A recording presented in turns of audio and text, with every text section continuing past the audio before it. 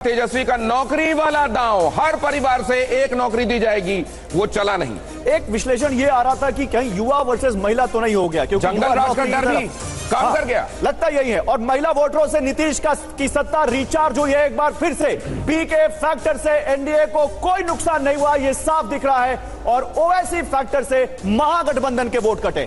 Owaisi factor से महागठबंधन के vote भी कटे। ओवैसी अपनी सीट भी एक तरीके से नहीं बढ़ा पाए, नहीं निकाल पा रहे हैं। इसी के आंकड़ों में एनडीए को करीब 49% वोट दिखाई दे रहा है और महागठबंधन को दिखाई दे रहा है 35%। तो हमने जो एनालिसिस दिखाया, अभी जाहिर है इसी, क्योंकि क्रेडिबल तरीके से धीरे धीरे आगे बढ़ रहा है, तो उसमें आपको रिफ्लेक्ट होने में वक्त लगेगा। लेकिन हमने आपको दिखाया ये डबल से भी ज्यादा का अंतर है। एक तरफ 68 दिखाई दे रहा था और एक तरफ दिखाई दे रहा था 30-32 के आसपास। महागठबंधन आरजेडी को भी 23% वोट यहां दिखाई दे रहा है। चुनाव के इस वक्त की बड़ी बातें आपके सामने स्क्रीन पर फ्लैश कर रही हैं। 164 और 73 का फिगर दिखाई दे रहा है, अन्य 5 पर दिखाई दे रहे हैं, जन स्वराज 1 पर दिखाई दे रहा है। तो इस बार लोगों को कोई कंफ्यूजन नहीं था, उनके दिमाग में एकदम क्लियर था कि उनको दोनों में से किसी एक अलायंस की तरफ जाना है और ज्यादातर लोगों को जाना था एनडीए की तरफ। एक और खबर, मिथिलांचल में एनडीए का शानदार प्रदर्शन। मिथिलांचल में एनडीए 36 सीटों पर आगे और महागठबंधन मात्र 16 सीटों पर आगे दिख रही है। पूर्वी बिहार में एनडीए ने अच्छा प्रदर्शन किया है। अब तो मुझे लगता है हर रीजन में एनडीए अच्छा प्रदर्शन करता दिख रहा होगा। पूर्वी बिहार में एनडीए 20, महागठबंधन 7 पर आगे दिख रहा है।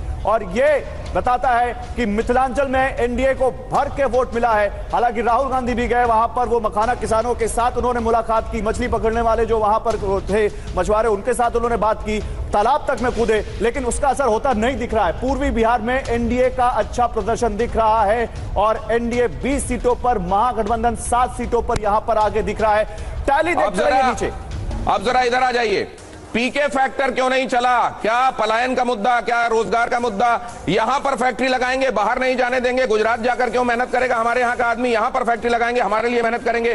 पीके फैक्टर बस्ता निशान के साथ इस बार बच्चों की शिक्षा के लिए वोट दीजिए, ये क्यों नहीं चले? जरा इसको एक्सप्लेन कीजिए। बिल्कुल, तो पीके फैक्टर से कहा जा रहा था नुकसान एनडीए को होगा, कहा जा रहा था ऊंची जाति के ज्यादातर उनके जो उम्मीदवार है वो एनडीए को नुकसान पहुंचाएंगे, लेकिन कोई नुकसान जेएसपी से, प्रशांत किशोर से एनडीए को नहीं देख रहा है। उल्टा हो गया, से बड़ी जीत की तरफ जा रहे हैं। उल्टा हो गया, जेएसपी से एक का नुकसान होता हुआ दिखाई दे रहा है, बल्कि इधर महागठबंधन को नुकसान हुआ है। नहीं, एक चीज और, अभी तो एक सीट डायरेक्ट सीट के नंबर में दिख रहा है।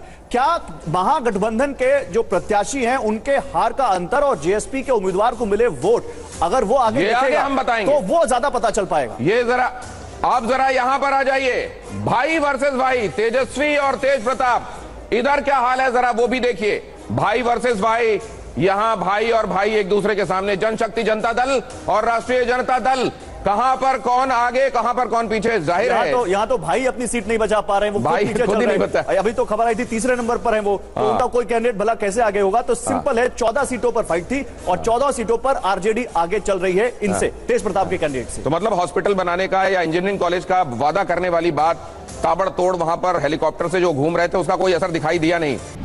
Co-presented by Vimal Elaichi, Bolo Zuba Kesari, co-powered by Sensodyne, in association with V-Guard Water Heater.